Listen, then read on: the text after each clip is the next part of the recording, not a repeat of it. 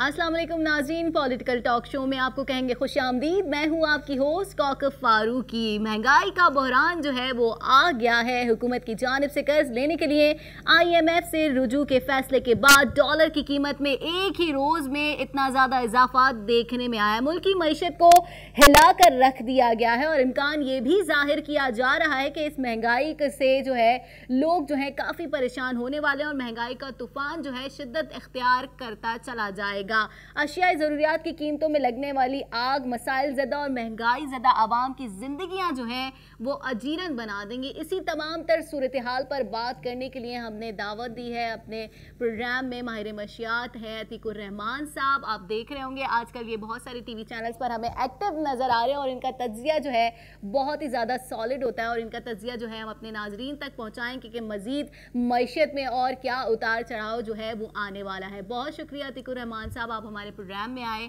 जैसे कि मैंने कहा कि एक ही दिन में इतना कुछ तब्दील हो गया, सुना था तब्दीली आ रही है, तब्दीली आ रही है, तो बहुत ज़्यादा तब्दीली आ रही है। जी बहुत बहुत शुक्रिया कौकब, सबसे पहले आपका और आपके चैनल का कि आप लोगों ने मुझे बुलाया और इस काबिल समझा।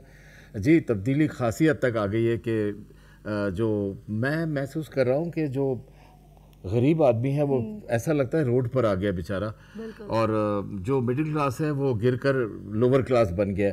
ये काफ़ी बड़ा एक प्रॉब्लम है, ये टर्मोइल है, ये बहुत ही बड़ा टर्मोइल है और समझ में नहीं आता कि इस टर्मोइल से कौम निकलेगी कैसे, मुल्क कैसे निकलेगा। बातें की जा रही थी कॉमन मैन को सुकून और इत्मीनान देने की और उसको इकनॉमिकली वायबल बनाने के लिए और उसके प्रॉब्लम्स को दूर कर, लेकिन ऐसा कुछ होता नज़र नहीं आ रहा। और जो बातें भी हम करेंगे उससे मेरे ख्याल है फैक्ट्स एंड फिगर्स भी सामने आएंगे और पता चल जाएगा कि एक कॉमन पाकिस्तानी किस कदर परेशानी के आलम में है इस वक्त। सही।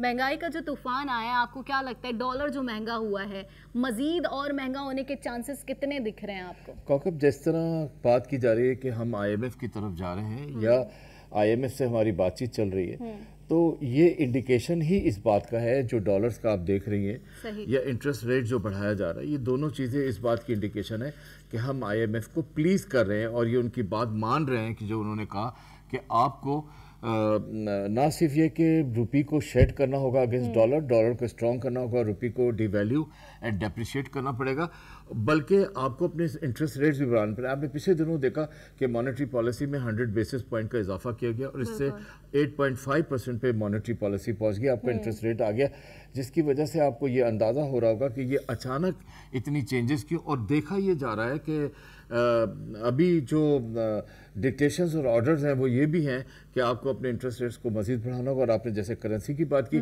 तो ये लग रहा है कि रुपी काफ़ी शेड होगा अगेंस्ट डॉलर और ये 145 से 50 तक भी जाएगा। इसके क्या नुकसान हैं और क्या फ़ायदे हैं ये तो आगे चल के हम बात करेंगे, लेकिन एक जो सबसे प्रॉब्लम वाली बात है वो ये है कि हमारे जो गैस के और पावर के टैरिफ्स हैं वो इतने ज़्यादा इंक्रीज़ हो गए हैं और मज़ीद उनको इंक्रीज़ करना होगा। मैं अगर आपको फिगर्स की आप इजाज़त दें तो फिगर्स बताऊं कि हमारा जो गैस टैरिफ इस वक्त बढ़ा है वो भी हमें IMF के पास जाने की वजह से ऐसा करना पड़ा। अब हमारा जो गैस का जो इंक्रीज़ आई है वो 143% की आई है। 143% की इंक्रीज़ सिर्फ कहने से काम नहीं चलेगा। मैं आपके लिए फिगर्स लाया हूँ, मैं बताना चाहता हूँ। गवर्नमेंट ये चाहती है कि 111 बिलियन रुपए जनरेट करे। 111 बिलियन रुपए, ये 111 बिलियन रुपए का हिसाब क्या बनता है? इसका हिसाब ये बनता है कि 95 बिलियन आप सुई साउदर्न गैस और सुई नॉर्दर्न गैस के लिए रखते हैं, जो उनका हाल है, जो अब वो वाइट एलिफेंट बनते जा रहे हैं, जो इस मुल्क के पब्लिक सेक्टर जो एक्यूमुलेट होती हैं लॉसेस करके, जैसे आप PIA को कहते थे, आप स्टील मिल को कहते थे, अब सुई गैस का और सुई नॉर्दर्न का भी यही हाल है, सुई साउदर्न का और सुई नॉर्दर्न का भी यही हाल है कि ये आपकी लॉसेस को एक्यूमुलेट कर रहे हैं। जब ये लॉसेस को एक्यूमुलेट कर रहे हैं तो इसका डायरेक्ट असर आपके बजट पे पड़ रहा है, इसका असर आम आदमी पे पड़ रहा है, इसका असर मुल्क की इकोनॉमी पे पड़ रहा है। अब उसकी उस सूरत हाल को और बदहाली को कम करने के लिए आपने अवाम पे 143% का गैस हाइक किया। अब आपके पास 111 बिलियन रुपए होंगे तो आप 95 बिलियन जो है SSG और SNLG को देंगे। इसके अलावा बचे 16 बिलियन डॉलर। देखिए 16 बिलियन डॉलर फेडरल गवर्नमेंट अपने लिए रखे हैं उसने, ठीक है। तवज्जो किस चीज़ की तरफ चाहिए? वो ये है कि आपके पास एक कैरेट फॉरवर्ड हुआ पैसा वो है 58 बिलियन रुपया।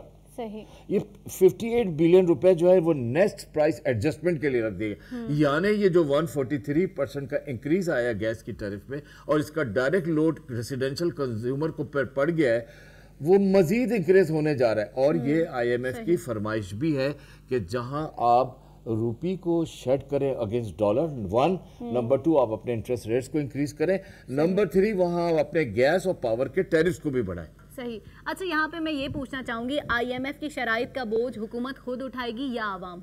देखिए, एक बड़ी डिफ़िकल्ट सी सिचुएशन है और इस डिफ़िकल्ट सिचुएशन में बहुत सारा प्रॉब्लम इस आने वाली गवर्नमेंट को पिछली गवर्नमेंट से भी मिला है। हमारे यहाँ रीत चल रही है कि हर आने वाली गवर्नमेंट पिछली गवर्नमेंट से कुछ ना कुछ विरासत में लेती है, उसको जहेज में मिलता है। मिसाल के तौर पे PMLN की गवर्नमेंट आई तो उसको पीपल्स पार्टी की गवर्नमेंट से जहेज में बड़ा कुछ मिला, और जब PMLN की गवर्नमेंट गई तो इनको भी कुछ विरासत और जहेज में बहुत सारे प्रॉब्लम मिले, खजाना खाली मिला। जी हाँ। तो ये इसमें आपको जो सबसे चीज़ देखनी पड़ेगी वो ये है कि आपके पास एक बहुत बड़ा फिगर है, हम इकोनॉमी की बात कर रहे हैं तो हम ये देख रहे हैं कि हम जब भी ये बजट्स को बनाते हैं और तो हम हमेशा ये कहते हैं कि हमारा डेफिसिट बजट है, एक्सपेंडिचर्स ज़्यादा हैं और रेवेन्यूज कम है। ठीक है, आम आदमी की ज़बान में समझा। जब फिस्कल डेफिसिट बजट बनेगा तो लामहला आपका जो अकाउंट है जिसमें आपके पैसे की खिलवाड़ हो रही है उसको आप करंट अकाउंट कहते हैं। एक आम आदमी का अकाउंट भी है, पैसे निकालता है जमा करता है, निकालता है जमा करता है, उसको करंट अकाउंट। इसी तरह गवर्नमेंट का भी एक अकाउंट होता है, वो है करंट अकाउंट। करंट अकाउंट आपका डिक्लाइनिंग पर है, डेफिसिट पे है। आप हर महीने $2 बिलियन की डेफिसिट करते हैं अपने करंट अकाउंट। कितनी बड़ी डेफिसिट है, इसको अगर आप रुपयों में कन्वर्ट करें तो ये बहुत सारे पैसे बन जाते हैं। तो आपका करंट अकाउंट डेफिसिट एक बहुत वाइड सूरत हाल में है। तो बहुत सारे प्रॉब्लम्स हैं जो आगे कैरिड फॉरवर्ड हुए। सबसे बड़ा प्रॉब्लम जो कैरिड फॉरवर्ड हुआ वो ये कि आपने जैसे खुद फरमाया कि आपके पास रिजर्व में पैसे नहीं थे, एक बात। दूसरी बात ये कि आपका जो सबसे बड़ा प्रॉब्लम हुआ वो ये हुआ है कि आपका ट्रेड डेफिसिट है, आपकी इंपोर्ट्स बढ़ रही हैं, एक्सपोर्ट्स घट रही हैं। देखिए, मैं एक बात कहता हूं हमेशा कि जब इंपोर्ट्स तो डेवलपिंग कंट्रीज की बढ़ाई करती हैं क्योंकि वो कंस्ट्रक्शन मटेरियल भी मंगवाते हैं, वो मशीनरीज भी मंगवाते हैं। हमारा ट्रेड डेफिसिट इसलिए घट रहा है कि हम एक्सपोर्ट्स कर नहीं पा रहे। सही। मैं आपको ये बात बताना चाहूंगा कि हम एक्सपोर्ट क्यों नहीं कर पा रहे। पहले मैं आपको बता दूं कि हम अपने इंपोर्ट के बिल को क्यों बढ़ा रहे हैं। देखिए जी, बात यह है कि हम आदी बन गए हैं कि हम बहुत ज़्यादा इंपोर्ट करते हैं। हम अपने फैशन का सामान भी, मेकअप का सामान भी इंपोर्ट कर रहे होते हैं। देखिए, हमारे मुल्क में बेहतरीन कन्फेक्शनरी बनती है, बेहतरीन टॉयलेटरीज बनते हैं, साबुन अच्छा बनता है, शैम्पू अच्छा बनता है। और साहब, कुछ चीजें तो ऐसी हैं जिनमें कैटेगरीज की गई हैं और जाती यहीं से, A category, B category, then C category. यही बात मैं आपसे कह रहा था कि बिस्किट भी अच्छे बनाते हैं। फिर आपको क्या जरूरत है कि आप दूसरे मुल्कों से बिस्किट को इंपोर्ट करें। मैं आपको ईद मिलने जाऊं तो अपने हैम्पर में मैं मलेशिया और इंडोनेशिया के बिस्किट और टॉफियां लेके जाऊं, जबकि मेरे मुल्क में बेहतरीन बिस्किट्स मिल रहे हैं, बेहतरीन टॉफीज मिल रही। तो हमने कुछ इस तरह की क्या। अब जो मेन बात आ रही है वो ये है कि हमारी इंपोर्ट्स क्यों बढ़ रही हैं। देखिए जी, बात यह है कि हम हर चीज़ इंपोर्ट कर रहे हैं, हम उसमें पाम ऑयल भी इंपोर्ट कर रहे हैं। सही।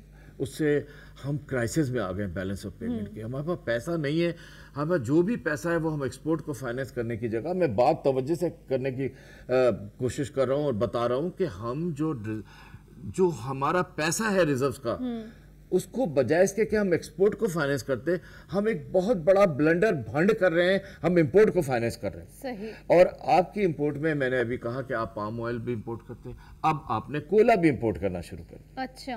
तो अब आपका बैलेंस ऑफ पेमेंट तो हैवी होगा ना ऑटोमेटिकली, आप क्राइसिस में तो आएंगे ना।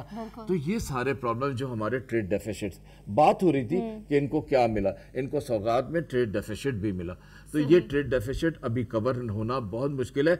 क्यों? आपको इसकी रीजन बताता हूँ। चाहे ये गवर्नमेंट हो चाहे इससे पिछली गवर्नमेंट है, दुनिया का हाईएस्ट टैरिफ है हमारा पावर का। जब हम हाईएस्ट पावर टैरिफ पे काम करेंगे तो हमारी इंडस्ट्रीज लामहला सफर करेंगी और हमारा cost of doing business, ease of business नहीं बढ़ेगा, हमारी कैपेसिटी बिल्ड नहीं होगी। तो हम कॉम्पिटिटिवनेस पे नहीं जाएंगे, हम दुनिया में अपने माल को उस मुकाबले पे नहीं लेकर आ सकेंगे जो हम मुकाबले पे ला सकें। तो ये सारे बहुत सारे कॉम्प्लिकेटेड प्रॉब्लम। आई होप मैं समझाने में कामयाब हुआ हूँ कि हमारे ट्रेड डेफिसिट क्यों बढ़ रहा है और हमारी एक्सपोर्ट्स क्यों नहीं बढ़ सकती, हमारी इंपोर्ट्स मुस्तकिल बढ़ रही हैं और इन दोनों का ही डिफरेंस का नाम है ट्रेड डेफिसिट। सही, बिल्कुल आपने बहुत अच्छी बात की। यहाँ पर वजीर खजाना जो है असद उमर, उनका कहना है कि IMF से मिलने वाले प्रोग्राम के तहत माशी बहरान पर जो है वो काबू भी पाया जा सकता है और इसके असरात आम आदमी पर जो है वो हरगिज नहीं होंगे, उनका ऐसा कहना है। इस हवाले से क्या कहेंगे आप? देखिए, मैंने हमेशा आपके प्रोग्रामों पे भी और जैसे भी आपने जिक्र किया कि मैं दूसरी जगहों पे भी जा रहा हूँ, तो मैंने एक बात ये कही है कि IMF पे जाना हमारे लिए फैटल है, बहुत नुकसानदेह है, हमें IMF की तरफ नहीं जाना चाहिए। हमारे प्राइम मिनिस्टर साहब जब प्राइम मिनिस्टर नहीं बने थे तो उन्होंने यही कहा था कि हम IMF के पास बेल आउट लेने नहीं जाएंगे, लेकिन अभी कोई एक मजबूरी ऐसी आ गई कि $8 बिलियन तक रिक्वेस्ट की जा रही है IMF से कि वो हमें बेल आउट पैकेज दे दे किसी तरह से। तो IMF पे जाना अच्छा नहीं है, हमारे लिए फैटल है। मैंने आपको अभी कई मिसालें दी, आपके इंटरेस्ट रेट बढ़ के अभी तो गए नहीं है, अभी गए नहीं है कॉकअप, आपका इंटरेस्ट रेट बढ़ गया, अभी बढ़ना है। आपके गैस के टैरिफ, पावर टैरिफ बढ़ गए, अभी आप गए नहीं हैं। आपने अपनी रूपी का हाल देखा, दुनिया में हिस्टोरिकली लो हो गए, आप अभी गए नहीं हैं। जब आप जाएंगे तो फिर आपको क्या भुगतना पड़ेगा वो भी मैं आपको भी बता दूंगा। तो मैं रिपीटेडली कह रहा हूँ, going to IMF is fatal for us, for a country like us. ठीक है, और स्टॉक मार्केट में भी एकदम से हमने देखा कि मंदी आ गई, फिर अब थोड़ा सा बैलेंस देखने में स्टॉक में तो एक मसला ये है कि स्पेकुलेशंस पे चलते हैं वो। आपकी खबर जब लीक आउट हो गई कि आप IMF पे चले गए बेल आउट लेने के लिए, और आपने ये भी बता दिया कि आपके डेफिसिट्स किसी तरह कवर नहीं हो रहे, और आपने ये भी बता दिया कि अब आपके जो रिजर्व्स हैं वो $8.9 बिलियन रह गए हैं, जबकि आपको अपना कर्जा भी पे करना है विद सूद इंटरेस्ट के साथ जो आपको डेट सर्विसिंग है। तो ये जब सारी न्यूज़ लीक आउट हो गई तो ला मुहाला आपका स्टॉक तो गिरना है, और आपके स्टॉक में इस बार तो हिस्टोरिकली गिरा, आपको ऐसा लगा जैसे ब्लड बात हो गया स्टॉक एक्सचेंज। बिल्कुल, बहुत ज़्यादा। अच्छा, आपको क्या लगता है कि मौजूदा हुकूमत की आइंदा 6 माह की पॉलिसियाँ क्या रंग ला सकती हैं मजीद? देखिए, इन्हें काम करना चाहिए और बहुत अच्छी सोच है। मैं आपके प्रोग्राम की तवज्जो से एक चीज़ को अप्रिशिएट करना चाहूँगा। प्राइम मिनिस्टर साहब ने इकोनॉमिक एडवाइजरी काउंसिल बनाई, बहुत बेहतरीन फैसला, और उसमें जिन लोगों को लिया बहुत अच्छा। इसकी हिस्ट्री पे जाते हैं कि इकोनॉमिक एडवाइजरी काउंसिल जो हमारी पहले बनती थी वो फाइनेंस मिनिस्टर बनाता था, 4 महीने में एक दफ़ा मीटिंग कर लेता था, उसकी जो डिटेल्स थी वो कभी कभी प्राइम मिनिस्टर शेयर कर लेते थे। लेकिन इस बार प्राइम मिनिस्टर ने काम ये किया कि वो इकोनॉमिक एडवाइजरी काउंसिल को खुद हेड किया और मंथली मीटिंग्स रखी, बल्कि 2 मीटिंग्स तो ऑलरेडी हो चुकी हैं इकोनॉमिक। तो एक बड़ा कारनामा है ये इकोनॉमिक को रीड्रेस करने का, इसको हमें नहीं भूलना चाहिए। लेकिन ऑन दी अदर हैंड एक ऑब्जेक्शन है मेरे पास, उन्होंने अभी काउंसिल ऑफ बिजनेस लीडर्स बनाई है। अच्छा, काउंसिल ऑफ बिजनेस लीडर्स में तो मुझे ऐसा लगा कि ये काउंसिल ऑफ बिजनेस टाइकून्स बन गई। ये वही लोग हैं जो PP की गवर्नमेंट में भी थे, ये वही लोग हैं जो PMLN के, वही सारे लोग सामने। अच्छा, ये टाइकून्स हैं, अच्छा। इनको एक गरीब आदमी का दर्द क्या पता, इनको CNG रिक्शे में जाने वाले का दर्द क्या पता, जो बुलेट प्रूफ गाड़ियों में घूमते हैं, तो ऑब्वियसली तो इनको चाहिए कि जिसको इलेक्टेड रिप्रेजेंटेटिव से, बिजनेस कम्युनिटी से, मिडिल क्लास से, SME सेक्टर से लोगों को लें, उसमें नुमाइंदगी दें, ताकि काउंसिल ऑफ बिजनेस लीडर्स सही मानों में बिजनेस लीडर्स। देखिए, बिजनेस सिर्फ टाइकून्स का काम नहीं है, ये इंडस्ट्रियलिस्ट का काम नहीं, ये उसके लोअर लेवल पे। आप SMEs को देखें, 82% कंपोनेंट है आपका SMEs के, स्मॉल मीडियम एंटरप्राइजेस, यानी पाकिस्तान का सबसे बड़ा बिजनेसमैन जो है वो SME है। बिल्कुल। और आपके GDP ग्रोथ में 35 to 40% का उसका शेयर है, वो आपको देता है, और टैक्स नेट में भी बहुत बेहतरीन है। ये तमाम चीज़ों के बावजूद हमारे यहाँ SME नेग्लेक्ट, और आपने उस पर सोने पे सुहागा कर दिया, काउंसिल ऑफ बिजनेस लीडर्स बना के हमने किसी SME को लिया ही नहीं। सही। हम जैसे लोग कारोबारी कहाँ जाएं, हमारी बात कौन सुनेगा? तो ये बहुत इंपॉर्टेंट है। जो टैरिफ का शिकार हैं, जो ट्रांसपोर्टेशन कॉस्ट का शिकार हैं, जो बहुत सारी चीज़ के ये इंफ्रास्ट्रक्चर, डिलैपिडेटेड इंफ्रास्ट्रक्चर का भी शिकार है। तो इन तमाम चीजें, देखिए, तमाम बड़े नामों के पीछे छुपे होते हैं 20-22 छोटे नाम, वो होते हैं असल ताजिर, वो होते हैं SMEs, वो होते हैं पाकिस्तान के मेन बिजनेसमैन। उनकी रिप्रेजेंटेशन तो होनी चाहिए ना जी। बिल्कुल होनी चाहिए। बिल्कुल, बहुत अच्छी बात की आपकी। इसी अच्छी बात के साथ यहाँ वक्त हुआ एक शॉर्ट ब्रेक का।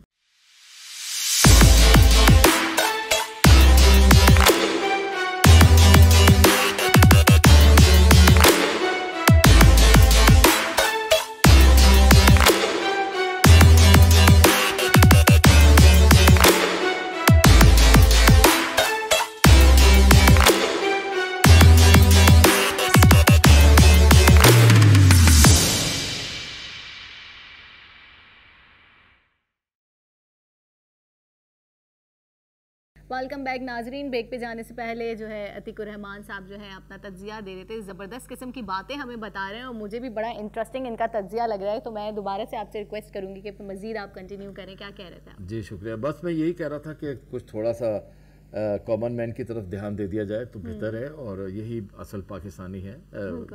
ये जो ट्रबल में मैं थोड़ी सी बात आपकी ज़रा से करना चाहूँगा कि ये जो अभी 40% का एकदम से जंप लिया इन्होंने CNG पे, इसका काफ़ी इम्पैक्ट पड़ रहा है ट्रांसपोर्टेशन पे। ये पेनल्टी लग रही है ट्रांसपोर्टर्स को, जिसमें सिर्फ रिक्शे वाले शामिल नहीं है, इसमें लोकल कार्टेज वाले भी शामिल हैं, माजदा सुजुकी जो हमारे होते हैं, सबके फेयर्स बढ़ गए। उनके फेयर बनते हैं तो किराए भी बढ़ जाते हैं, हर चीज मतलब एक जमाने में हम लोगों ने एनवायरनमेंट की बातें बहुत की, ग्रीन पाकिस्तान की बात की होगा कि एनवायरनमेंट फ्रेंडली जो फ्यूल है वो CNG, और आप देखिए 450 बिलियन रुपए की इन्वेस्टमेंट आपके CNG सेक्टर में होगी। इस इकदाम से CNG सेक्टर तो आपका किनारे लग गया ना, ये इन्वेस्टमेंट का क्या होगा। अब फिर साथ साथ आप ये देखिए कि कॉस्ट ऑफ डूइंग बिजनेस, जहां मैं बार बार कह रहा हूं कि वो डिफिकल्ट सिचुएशन में चला गया, वहां ट्रांसपोर्टर्स को पेनलाइजिंग भी की गई है, और जो 40% रेट बढ़ गए उसकी वजह से बहुत ज़्यादा तकलीफ में जो ना एक आम आदमी आ गया। रिक्शे का किराया जो 250 रुपये देता था और वो 400 रुपये दे रहा है, और जो एक टैंक 500 रुपये में भरता था वो 850 रुपये में भरता है। तो ये कोई आम आदमी को सुकून देने वाली बात तो नहीं हुई। अगर आपने मजबूरी में किया ये सारा कुछ, तो प्लीज़ रिक्वेस्ट है कि आप इस फैसले को वापस लें, ताकि एक आम आदमी और इस गुफ्तगू को सुनने वाला एक सुकून का सांस ले, और उसके तमाम जो मामला थे। देखिए CNG कोई बहुत बड़ा आदमी यूज नहीं करता, कोई टाइकून यूज नहीं करता, ये मिडिल क्लास यूज करती है, ये लोअर क्लास यूज करती है।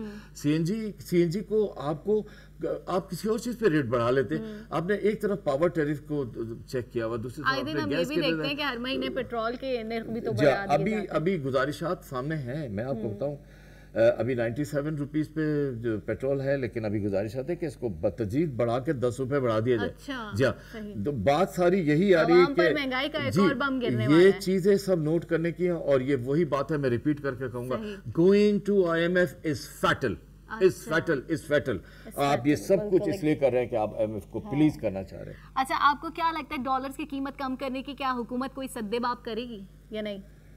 देखिए, शीशे में जब एक बार दरार आ जाए तो आप उसको 1000 जोड़ने की कोशिश करें, फिर दरार रहती है। सही। तो ये दरार रहेगी, इसकी इम्प्रूवमेंट की गुंजाइश कहीं नजर नहीं आ रही जब तक आप अपनी इकोनॉमी को ठीक नहीं करेंगे।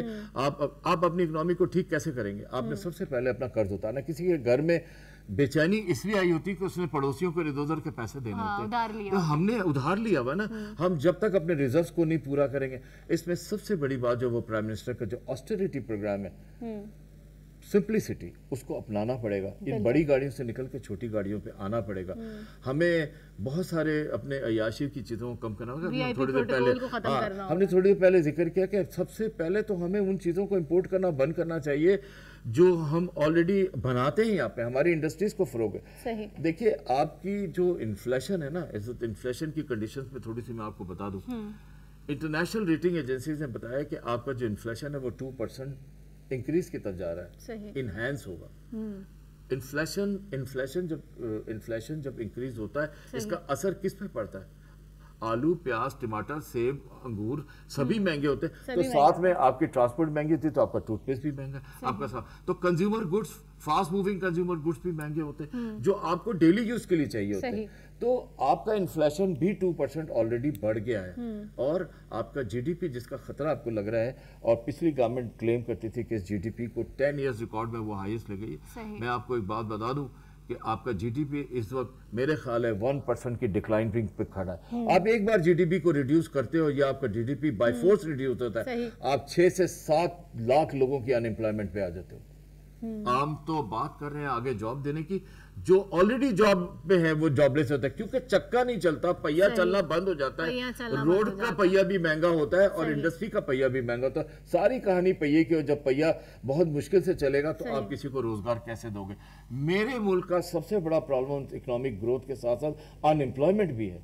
हमारे बच्चों को जॉब नहीं है, 12 बच्चे यूनिवर्सिटी से अगर ग्रेजुएट होकर एमबीए के फारिग होते हैं कॉकअप, तो उनमें से एक जॉब उनका सिर्फ इंतजार करता है, आई एम अफ्रेड अब वो एक जॉब भी मार्केट में अवेलेबल नहीं। सही। रोजगारी का जो है खात्मा, तो बेरोजगारी का जो है वो खात्मा किया जाएगा। इमरान खान साहब ने कहा है घर बना रहे हैं और फिर लोगों को रोजगार मिलेगा। अच्छा, यहाँ पर ये भी पूछना चाहूंगा कि आलमी दुनिया से कर्ज और इमदाद लेना क्या हमारी कौमी आदत बन गई, जिसको देखो कर्ज मांगता फिरता है, दौरे किए जाते हैं? जी ऐसा है कि मैं आपको बात बताऊं कि ये हम पहली दफा IMF के पास नहीं जा रहे, 10वीं मरतबा गए। हम जाते ही रहते हैं, ये बोले जाते ही रहते हैं, आदत है ये तो हमारा का शऊरी बन गया, कोई हमारी प्रैक्टिस बन गई है कि जिस नई गवर्नमेंट ने आना है उससे बेल आउट लेने के लिए IMF के पास जाहिर सी बात है मुल्की खजाना बिल्कुल ठप है, मईशत ठप है अपनी, क्या करें? सब ऑस्टेरिटी सिंप्लिसिटी अपनाएं, और जो आपकी accumulated losses public sector industries हैं, जिसे मैंने अभी 2 नई इंडस्ट्रीज का नाम ले दिया, माफ कीजिएगा, इनको चेक करें, इनके लॉसेस को चेक करें। इनके लॉसेस को जितनी हद तक आप कवर करेंगे उतनी हद तक आप अपने रिजर्व्स को दोबारा भरने की कोशिश करेंगे और अपने प्रॉब्लम से, that is the only solution. देखिए मैं आपको बताऊं, आपने बहुत बात की चाइना से लोन लेने की। चाइना ने तो हमें लोन दिया, जिस दिन हमारा पिछला बजट आया उसके दूसरे दिन हमारे पास $2 बिलियन आ चुके थे ऑलरेडी, वो तो हमें दे रहे हैं। ठीक है, हमने सऊदी अपने लोगों से बात की, हमने UAE से बात की, बहरीन की तब भी गए, कतर भी गए, ये सारे लोन्स और हमें रिलीफ आ जाएंगे किसी ना किसी अंदाज से। लेकिन ये सब कुछ तभी बेहतर नजर आएगा जब हम अपने अंदर के इंसान को भी दुरुस्त करेंगे, हम अपने अंदर के पाकिस्तानी को दुरुस्त करेंगे।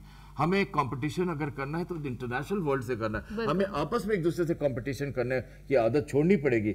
हम घूर घूर के देख रहे हैं एक दूसरे को, ये सही नहीं है, ये माशरत के लिए भी बुरा है, हमारी सेहत के लिए भी और हमारे लिए भी बुरा। We have to cooperate with each other, हमें कोऑपरेशन करना चाहिए एक दूसरे के साथ और शो करनी चाहिए। और अगर कोई पीछे रह गया तो उसका हाथ पकड़ के आप आगे ले आए, बिकॉज ये रीत है आगे बढ़ने की। ये चाइना के एग्जाम्पल है, मैं आपको मिसाल देता हूँ, आपको अपने लॉजिस्टिक्स को इम्प्रूव करने के लिए सबसे ज्यादा जिस चीज पे जोर देना चाहिए था वो आपको अपना इंफ्रास्ट्रक्चर डेवलप करना था। अच्छे रोड, अच्छे बाईपासेस, रिंग रोड्स और अंडरपासेस बनानी, ये तो एक चीज हो गई। लेकिन साथ साथ जो चीपेस्ट फ्रेट फॉरवर्डिंग है वो रेल है। आपको अपने रेल के फ्रेट फॉरवर्डिंग को इम्प्रूव करना है, आप उस फ्रेट सर्विसेज को इम्प्रूव कर, आप जो भी गुड ट्रांसपोर्ट कर रहे हो, चाहे ऑयल कर रहे हो चाहे आप कुछ और गुड्स ट्रांसपोर्ट करो, आपकी कॉस्ट और नीचे आएगी। आप रेल को इम्प्रूव करो, रेल के फ्रेट सर्विसेज को, तो moving goods and services by rail is more fruitful for our country. इस पर हमें ध्यान देने की सख्त जरूरत है। देखिए ये आपको पोल्यूशन से भी बचा रहा है, आपके रोड रिस्क से भी बचा रहा है और आपको ट्रैफिक के कंजेशन से भी बचा रहा है। चाइना का एग्जांपल ले लें, चाइना ने अपने सारे जो रोड ट्रांसपोर्टेशन है उसको डिस्करेज करने की कोशिश की है अपने मुल्क के अंदर, बाहर नहीं। और बाहर तो जाना है सर, रेल से थोड़ी जाएगा, तो ट्रक से ट्रेलर से जाएगा ना जी। तो अपने अंदर ये 3-4 चीजों को किया है, तो उससे ये हो रहा है कि उन्होंने अपनी रेल को इम्प्रूव किया ड्रास्टिकली। आप पढ़ें देखें, ड्रास्टिकली उन्होंने अपने जो कॉस्ट ऑफ डूइंग बिजनेस है उसको कवर किया इसमें। और ये सिर्फ चाइना ने नहीं किया, आप फार ईस्ट के किसी मुल्क को उठा ले, उसने अपनी जापान को ले ले, उसने अपने रेल नेटवर्क को जबरदस्त इम्प्रूव किया। अच्छा, इस तमाम तर सूरत हाल का CPEC पर क्या असर होगा? CPEC की रिवाइवल्स हो रहे कर रहे। CPEC तो एक मौजज़ा है, अल्लाह की नेमत है पाकिस्तान के। जी इंशाल्लाह CPEC अपनी जगह सही चलेगा। लेकिन CPEC में एक प्रॉब्लम जो बिजनेस कम्युनिटी को भी है वो यही है। देखिए मैं आपको मिसाल, आप इकोनॉमिक जोन्स की बात करते हैं, जो इकोनॉमिक जोन आपको एलोकेट किया गया अगर CPEC में, कॉकअप अगर उस इकोनॉमिक जोन के साथ उसी सेम इंडस्ट्री का एक जोन आपका उसके 2 किलोमीटर पे मौजूद है, मिसाल के तौर पे किसी भी एक इंडस्ट्री को ले ले के सोप बन रहा है, अगर इकोनॉमिक जोन में वो सोप बनना शुरू हो रहा है तो वो टैक्स फ्री जोन है।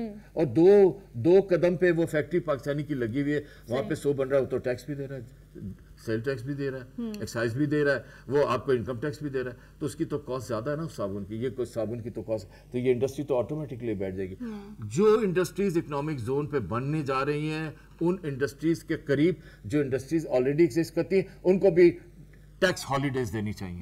तो CPEC के इकोनॉमिक जोन्स बहुत कामयाब हैं। ऐसे कौन से ममालिक हैं जिनसे हमारे जो मईशत के रवाबत हैं वो अच्छे हो सकते हैं? सारे ममालिक हैं, हो सकते हैं, लेकिन कुछ ममालिक आपसे जलते हैं बहुत ज्यादा और आपको आगे बढ़ना नहीं चाहते। जैसे आपका पड़ोसी मुल्क हिंदुस्तान, ठीक है, वो आपको कहीं पे भी पनपता देखना नहीं चाहता, तो उसकी तो छोड़ दें इस नेबर की बात, हम अपने दूसरे नेबर्स को देख लें। ईरान है फॉर एग्जाम्पल, श्रीलंका है, नेपाल है, सारे हैं, इनके साथ हमारे मालदीव बहुत अच्छे टर्म्स है, ऐसी बात नहीं।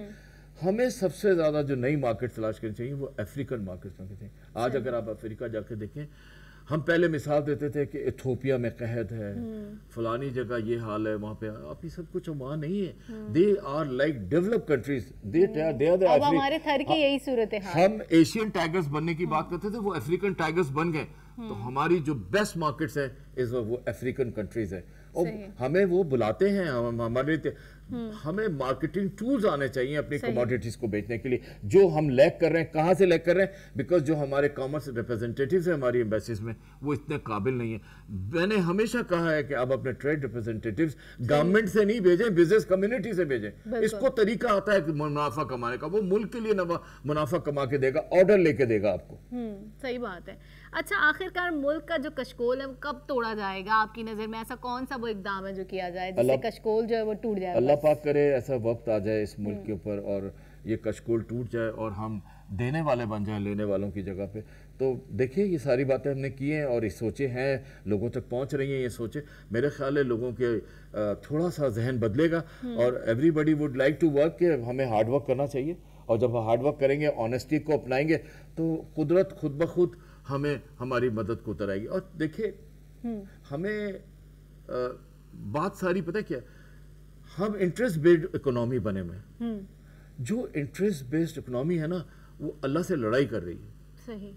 और जो अल्लाह की मदद को लेके नहीं चलेगा ना, मैं कितना भी बड़ा बातें कर लूं, इकोनॉमिस्ट बन जाऊं, अल्लाह की मदद को लेके नहीं चलेगा, वो कामयाब नहीं होगा। पाकिस्तान बना है अल्लाह और रसूल के नाम पर। इसको इंटरेस्ट से फारिग करना होगा, इसको इंटरेस्ट इकोनॉमी से निकलना होगा, तो अल्लाह की मदद हमारे पास आएगी। ये सारे रास्ते खुद ब खुद निकल आएंगे और मैं होपफुल हूँ कि इंशाल्लाह हम एक ऐसा मुल्क बन जाएंगे जो आज हर एक से मांगते मूंगते फिर कल को हम देना। लेकिन हमने दिया है ना, जर्मनी को कर्जा दिया है ना एक जमाने में, कोरिया का रोड मैप बना के दिया ना। कोरिया कहाँ चला गया, जर्मनी कहाँ चला गया? देखिए हम क्यों अभी वहीं के वहीं हैं। देखिए, हमने रीजंस डिस्कस कर लिए, हमने एक दूसरे को घूरना शुरू कर दिया, कंपटीशन शुरू कर दिया।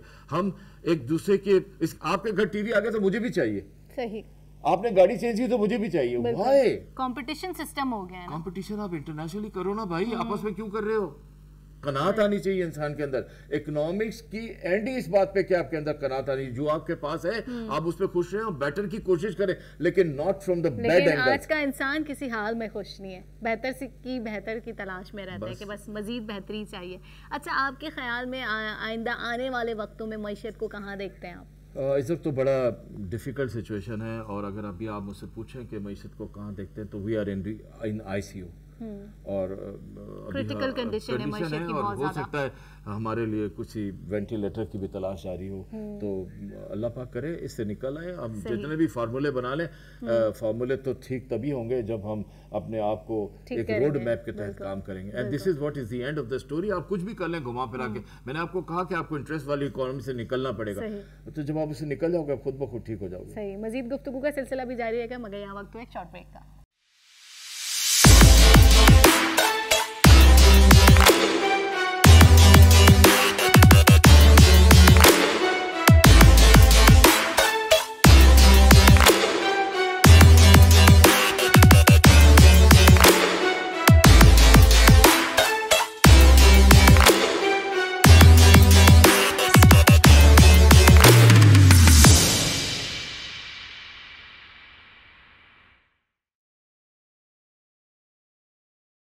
वेलकम बैक नाजरीन। ब्रेक पे जाने से पहले हम अतीकुर रहमान साहब से पूछ रहे थे कि वो मईशत को जो है वो कहाँ देखते हैं। अच्छा, ये बताएगा अतीक साहब कि पाकिस्तानी मईशत को नुकसान पहुँचाने वाले ऐसे मगरमच्छ कौन कौन से हैं आपकी नज़र में? Well, this is a difficult question. मैं इस पर अपना ये सबको पता है, मैं नहीं कुछ कहना चाहता। अच्छा, इदारों में जो है बदनवानी की रोकथाम के लिए ऐसा कौन सा इकदाम और ऐसी कौन सी पॉलिसी मुमकिन है आपके ख्याल? मॉनिटर को बहुत ईमानदार होना होगा। जो उस इदारे का बड़ा है ना, वो अगर सही हो जाए तो पूरा इदारा सही हो जाएगा, सब ठीक हो जाएंगे। अच्छा, डॉलर की कीमत में 1 रुपए इजाफे से कौमी मईशत पर कितना असर पड़ता है? देखिए, सबसे पहले तो आपके जो लोन्स हैं, जो आप अभी जो आपके एक्सटर्नल डेट्स हैं, वो सबसे बड़ा नुकसान है। आप $109 बिलियन पे खड़े हैं तो कर्जे उतारने पे। अभी आप IMF ले लोगे तो आप और आगे बढ़ जाओगे। तो जैसे जैसे आप रुपये को शेड करोगे, आपका कर्जा बढ़ता चला जाएगा, तो आपका एक्सटर्नल डेट बढ़ रहा है। ये सबसे बड़ा नुकसान हो रहा है कौम का कि कौम कर्जदार होती जा रही है। पहले हो सकता है आप और मैं 1,30,000 के कर्जदार होते होंगे, लेकिन आज हम दुनिया के पैसे देने के 1,50,000 के कर्जदार हैं हम और आप। आपको भी 1,50,000 का कर्जा है, मुझ में भी 5,000 का, 1,50,000 का कर्जा। तो ये कर्जा बढ़ रहा है, इसको इस तरह से ले ले आप। सही। अच्छा, आपके ख्याल में मईशत को बेहतर करने के लिए ऐसे कौन कौन से इकदाम करने की जल्द से जल्द ज़रूरत है? मैं फिर वही बात कहूँगा कि जो इकोनॉमिक लॉसेस एक्यूमुलेट करने वाले हमारे अदारे, उनको जल्द अज जल्द आप इसको प्राइवेटाइज कर दें ताकि आपके रिजर्व में पैसा आ जाए और आपको जो बिलियंस और मिलियंस आप हर महीने उनको पालने के लिए देते हैं, आपकी जान छूट जाए, आपके जो खजाने उनकी जान छूट जाए और आपके बजट्स की जान छूट जाए कि आपने एलोकेशन रखनी होती है इनको पाल के इनको जिंदा रखने की भी। सही। अच्छा, दावों में फंसी हुकूमत दबाव में आकर तो आपके ख्याल में नहीं कि कोई गलत इकदाम कर रही है, गलत फैसले कर लिए? देखिए, प्रेशर तो है गवर्नमेंट पे ना, तो उसको कुछ प्रेशर्स मिले भी हैं और आगे भी प्रेशर्स हैं, उसको इस डिफ़िकल्ट सिचुएशन से तो निकलना है, लेकिन उसको जो भी इक़दाम करने हैं, कितने भी डिफ़िकल्ट फैसले लेने हैं, मैं तो कहता हूँ उसको जल्दी कर लेने चाहिए और वो हो रहे हैं ये सारे, ताकि एक बार एक कंसिस्टेंसी आ जाए कि बस इस पर रुक कर अब हमें काम करना है। तकलीफ जो है वो खुलकर नजर आनी चाहिए। सही। अच्छा, आपके ख्याल में क्या लगता है कि आइंदा आने वाले वक्तों में आपको कुछ बेहतरी नजर आएगी, कुछ तब्दीली नजर आएगी या मजीद कुछ इस तरह की और तब्दीलियां नजर आएंगी? देखिए, इफ़ यू आस्क मी, मैं तो बड़ा होपफुल किस्म का इंसान हूँ और मुझे काफ़ी होप्स हैं कि इंशाल्लाह ताला चीज़ें ठीक हो जाएंगी। क्योंकि लोगों ने जो है वो कहते हैं कि हमने तो अपनी होप आहिस्ता आहिस्ता छोड़ दी। देखिए, हमारे फ्रेंड्स जो है ना, उन्होंने हमें नहीं छोड़ा हुआ है। एक बात तो बड़ी इंपॉर्टेंट है, वो देखनी है, दे रियलाइज आवर प्रॉब्लम्स। जब वो हमें, लेकिन वो उनको एक प्रॉब्लम है, वो कहते हैं ये रिपीटेशन ऑफ प्रॉब्लम क्यों हो रहा है, ये बार बार आपको एक ही प्रॉब्लम क्यों आ रहा है, अब इस प्रॉब्लम से निकलते क्यों नहीं है, कैसे निकलेंगे आप इससे? तो वो प्रॉब्लम से निकलने के लिए हमने खासा डिस्कस भी कर लिया एंड आई थिंक जितने जल्दी हो सके हमें अपनी इकोनॉमी को ठीक कर लेना चाहिए, वरना फिर मैं वही कहूँगा कि एक आम आदमी जो है वो बहुत तकलीफ में आ गया, वो रोड पे आ गया, तो अब वो क्या करेगा? वो बिजली का बिल और गैस का बिल पे करे, खाना कहाँ से खाएगा, बच्चों को पढ़ाएगा कहाँ से, घर का किराया कहाँ से देगा? तो वी हैव टू, गवर्नमेंट को इसको सीरियसली सोचना है, इसमें रिलीफ देनी है, कुछ सब्सिडीज लानी है, कुछ करना है, कुछ तरीका जरूर निकालना पड़ेगा, वरना there will be some problem. हमें चाहिए कि एक साल में IMF के प्रोग्राम से बाहर आ जाएं और फिर उनसे आज़ाद होकर पॉलिसियां बनाई जाएं। क्या लगता है आपको, ऐसा होना चाहिए? आप इतनी जल्दी बाहर नहीं आ सकते, ये एक ऐसा ट्रैप है जिसमें आप धंसते चले जाएंगे। आप इस कर्जे जो आप ले रहे हैं, उस कर्जे से आप एक कर्जा उतारे, आप डेट सर्विसिंग करने जा रहे हैं, जब आप उस कर्जे से एक कर्जा उतारें तो आप मजीद कर्जा बढ़ा रहे हैं, तो इस कर्जों को उतारने का तो एक काफ़ी अरसा चाहिए ना, वो काफ़ी अरसा काफ़ी लंबा है, वो कर्जा कोई मामूली कर्जा नहीं। क्यों? आप देखिए, आपने सिर्फ एक्सटर्नल डेट्स की बात की, मैंने आपके साथ बात अभी तो डोमेस्टिक डेट्स की नहीं करी, आपने यहाँ पे वो ट्रिलियन रुपीज में आपके पर वो भी चढ़ा हुआ, फिर आपके पास एक है सर्कुलर डेट, वो भी आपके पर काफ़ी ट्रिलियंस में, तो प्रॉब्लम्स तो मल्टीपल हैं। आप कैसे एक दिन में सोच सकते हैं कि हम उससे बाहर आते हैं? हमें सबसे पहले अपने जो डेफिसिट्स हैं उनको पूरा करना है। टर्की ने अपने डेफिसिट को पूरा करा, टूरिज्म को बढ़ा के अपने ट्रेड डेफिसिट को पूरा कर दिया। दुनिया में बहुत सारी मिसालें हैं, बहुत सारे काम करते हैं, हमें कुछ ऐसा करना होगा कि हम कोई ऐसे मसल्स बिल्ड करने होंगे कि हम एक ऐसी मैराथन खेलें पूरी कौम मिलकर कि हम मईशत के मसाइल से बाहर निकलें, और खुदा करे ऐसा हो, मैं कहता होता हूँ, लेकिन हमें बातें ज़्यादा की हैं और काम कम किए हैं, तो हमें काम पे तवज्जो देने की सख्त ज़रूरत है। अच्छा, अगर हुकूमत पॉलिसियाँ तब्दील नहीं करती तो 2008, 2013, 2018 और 2023 में ज़्यादा फ़र्क हमें नज़र नहीं आएगा? फिर किसी हद तक आई एग्री विद यू, ये एक जैसी सिचुएशन है जी। सही। और इससे पाकिस्तान की सलामती मईशत के लिए ख़तरात जो है वो ज़्यादा बढ़ सकते हैं और आवाम की तकलीफ मज़ीद बढ़ेंगी और मज़ीद कर्ज़ों की दलदल में जो है हम फंसते चले जाएंगे। क्या? जी एब्सोल्युटली, वो हम फंसते जा रहे हैं, वो ऑलरेडी हम कर्जे में फंसे हुए, हम मज़ीद फंस रहे हैं। सही। मैंने आपको कहा, रिपीट कर देता हूँ, going to IMF is fatal. सही, बिल्कुल। अच्छा, लास्ट में क्या मैसेज देना चाहेंगे? बस लास्ट मैसेज क्या है, एक तकलीफ दे सिचुएशन है, डिफ़िकल्ट टाइम है, और उस डिफ़िकल्ट टाइम में आई थिंक कौम को यूनिटी की ज़रूरत है, और उस यूनिटी में एक दूसरे का ख्याल करते चले। अगर पड़ोसी के घर में खाना नहीं पका और आपके पास 2 वक्त से भी ज़्यादा का खाना है, हमारे मुल्क में एक सूरत हाल है, आपको पता है, बिलो पॉवर्टी लेवल नेशन है हम, और हमारे मुल्क का इंसान आधे से ज़्यादा इंसान सिर्फ एक वक्त का खाना खाता है। सही। ठीक है, तो अगर आपके घर 2 वक्त का खाना पकता है और आप एक रकाबी भिजवा सकते हो, तो आप मईशत का ये तकाजा है कि आप उसको खाना खिला दो ताकि वो कल की फाइट के लिए तकड़ा हो जाए। बिल्कुल बिल्कुल, बहुत अच्छी बात की अतीकुर रहमान साहब ने कि यूनिटी होना बहुत ज़रूरी है और हम सब में यूनिटी बिल्कुल होना चाहिए, और इसी से जो है हम तरक्की करेंगे और हमारा मुल्क जो है मज़ीद तरक्की की तरफ गामज़न होगा। इसी के साथ ही प्रोग्राम जो है अपने इख्तिताम को पहुँचा। अपनी होस्ट कौकब फारूकी को इजाज़त दीजिए। अल्लाह निगहबान।